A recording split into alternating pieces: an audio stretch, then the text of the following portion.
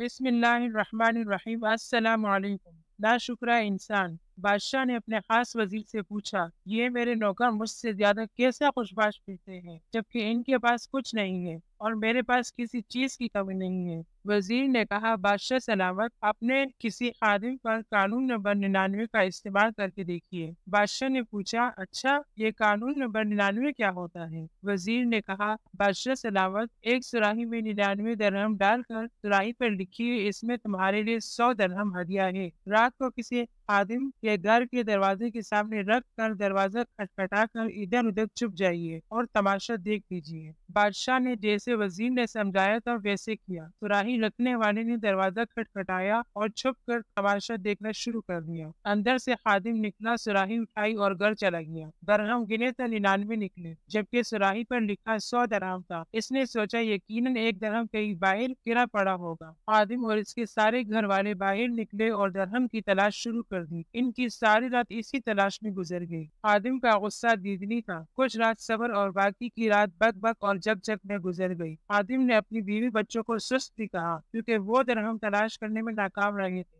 دوسرے دن یہ ملازم محل میں کام کرنے کے لیے گیا تو اس کا مزاج مبدل، آنکھوں سے جگراتے، کام سے جھنجھلاہٹ، شکل پر افسردگی آیا تھی۔ بادشاہ سمجھ گیا کہ 99 کا قانون کیا ہوا کرتا ہے۔ لوگ ان 99 نعمتوں کو بھول جاتے ہیں جو اللہ تبارک و تعالیٰ نے انہیں عطا فرمائی ہوتی ہے اور ساری زندگی اس ایک نعمت کے حصول میں سرگرداں رہ کر گزار دیتے ہیں جو انہیں نہیں ملی ہوتی، اور یہ رہ جانے والی نعمت بھی اللہ کی کسی حکمت کی وجہ سے رکی ہوئی ہوتی ہے جسے عطا کر دینا اللہ سبحانہ و تعالیٰ کے لیے بڑا کام نہیں ہوا کرتا۔ لوگ اپنی اسی ایک محفوظ نعمت کے لیے سرگرداں رہ کر اپنے پاس موجود 99 نعمتوں کی لذتوں سے محروم رہ کر اپنے مزاجوں کو مقدر کر کے جیتے ہیں۔ اپنی 99 مل چکی نعمتوں پر اللہ تبارک و تعالیٰ کا احسان مانیے اور ان سے مستفید ہو کر شکر گزار بندے بن کر رہیے۔ اللہ پاک ہمیں اپنے شکر گزار بندے بنا دے، آمین ثم آمین۔ اللہ حافظ۔